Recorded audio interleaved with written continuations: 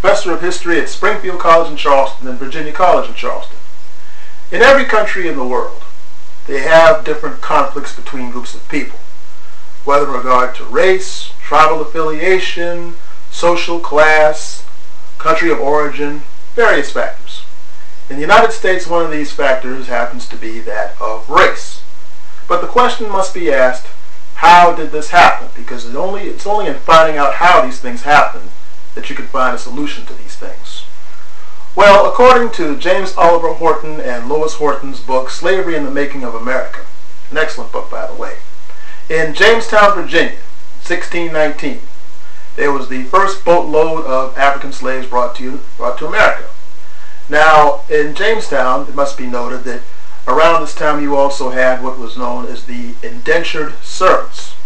These were whites, usually from England, who were involved in criminal activities or owed a debt, and their punishment would be to be sent to America for 7 or so years. They would work off their debts to a bondsman or a master, and of course they would be freed after that and be able to own property and do as they pleased. Now, these black slaves and white indentured servants worked side by side in the fields and at their various tasks under the plantation owners that ran the American colonies to bring to England in those days, before they became the United States. And in the midst of that, however, there was a lot of bonding going on between these two groups. Now, the people who were running things, plantation owners of the American colonies, they began to figure out that if these blacks who were enslaved and these white indentured servants, had they both gotten together, that would be the end of the rule of the plantation owning class. So what did they do?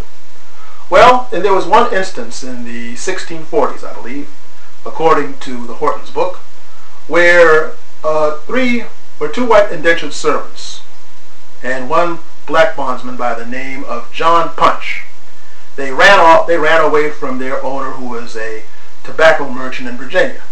Well, they were caught, and the white men were sentenced to additional years of indentured servitude.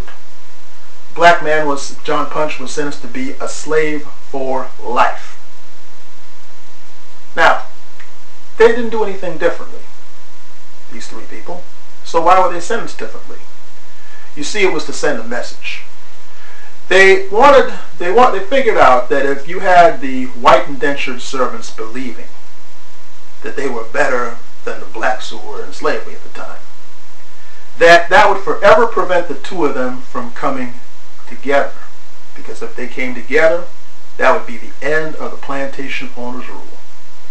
And so that situation worked well for a large part of American history, sad to say. And this type of thing can, still be seen in certain aspects of it today. Martin Luther King, in fact, spoke about this on a couple of occasions.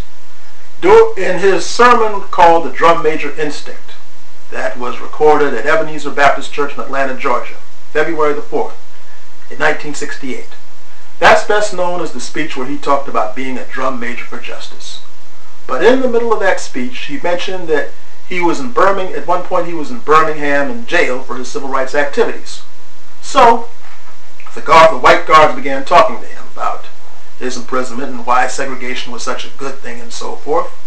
And at one point, Dr. King asked the jailers, "Where do you live? How much money do you make? Where do you send your children to school? What is your standard of living?" And they each answered in ways that let Dr. King know that these people were not making nearly as much as they should, and they were not living as well as they should. And Dr. King, in his wisdom, told them, "You know what? You need to be out there marching right along with us, because the same forces that oppress us are oppressing you, but yet through this blindfold of racism, you can't see it."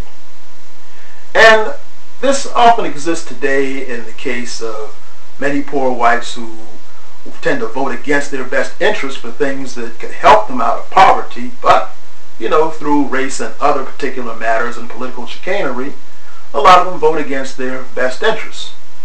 And the real downside of this to the African American in particular was that it led them to believe that they were less than what they were. For example, Malcolm X spoke in his autobiography in the chapter entitled Saved, where he speaks of the fact that little black children saw before they were old enough to talk that many of their parents considered themselves inferior. And many of the parents passed that type of teaching down, saying that they were black and ugly, and that giving them praise when they were athletic, but very little when they were academic. Not in all cases, but in some this happens. And a lot of people kind of bought into that whole thing about hating their complexion and their hair, as well as their African heritage and so forth. And you hear this in how children taunt each other today within the African American community, and there's a whole lot of self-hatred going on as a result of that. Even Dr. King, in his sermon in Detroit on June the 23rd, 1963, he spoke about one of the worst effects of slavery and segregation was that it convinced many black people that they were in fact inferior. To this day, many people believe that they are good things in all things physical and nothing mental, in spite of all the evidence from many great people in our history. And of course, both of these situations lead to a lot of tragedy in America to this very day. But the best way to overcome these type of things is to learn about them and study them and go beyond what you are told and start looking at things yourselves.